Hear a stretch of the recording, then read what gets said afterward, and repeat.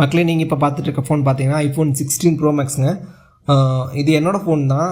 நான் ஒரு 3 மந்த்தாக வந்து இந்த ஃபோன் யூஸ் பண்ணிட்டுருக்கேன். ஃபோன் எப்படி இருக்குன்னு சொல்லி ஒன் வேர்டில் கேட்டிங்க அப்படின்னா வந்து ஃபோன் வந்து செம்மையாக இருக்குங்க. இப்போ இருக்கிற சுச்சுவேஷனுக்கு வந்து ஒரு பெஸ்ட் ஐஃபோன்னா கண்ணை மூடிட்டு சொல்லாங்க ஐஃபோன் 16 ப்ரோ மேக்ஸ் அப்படின்ட்டு. ஃபோன் செம்மையாக இருக்குது. 16 ப்ரோ இருக்குங்க. இது யாருக்கான ஃபோனுனா ஒரு காம்பேக்டான ஃபோன் வேணும், எனக்கு வந்து 1 டே பேட்டரி லைஃப் இருந்தால் மட்டும் போதும் அப்படிங்கிறவங்க வந்து 16 ப்ரோ போய்க்கோங்க. இது வந்து 16 ப்ரோ மேக்ஸ் வந்து கொஞ்சம் ஹெவியாக இருக்குங்க. ஆனால் பேட்டரி லைஃப் பார்த்திங்கன்னா வந்து ஒன் டேக்கு மேலேயே இருக்கும். பர்ஃபார்மன்ஸும் செம்மையாக இருக்கும்.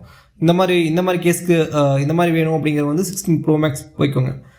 ஃபோன் வந்து தாராளமாக போகலாங்க. தயவு செஞ்சு இந்த மாதிரி இப்போ இருக்கிற கரண்ட் சுச்சுவேஷனுக்கு வந்து 15 ப்ரோ ஆர் 15 ப்ரோ மேக்ஸ் போயிடாதீங்க. ஏன்னா வந்து நான் 16 ப்ரோ மேக்ஸ் ஸ்விட்ச் பண்ணதே வந்து எதில் இருந்து அப்படின்னா வந்து 15 ப்ரோ மேக்ஸில் இருந்தாங்க.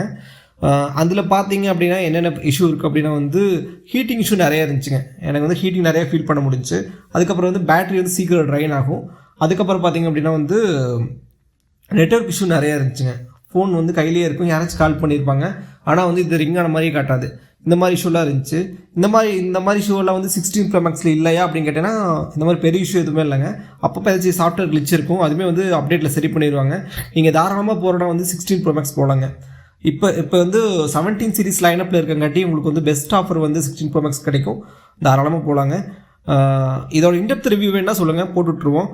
அதுபோல் வந்து நிறைய பேர் வந்து சப்ஸ்கிரைப் பண்ணாமல் பார்த்துட்ருக்கீங்க. ஏதாவது பண்ணி விட்டிங்கன்னா கொஞ்சம் ஹெல்ப்ஃபுல்லாக இருக்கும். பார்த்து பண்ணி விட்ருங்க.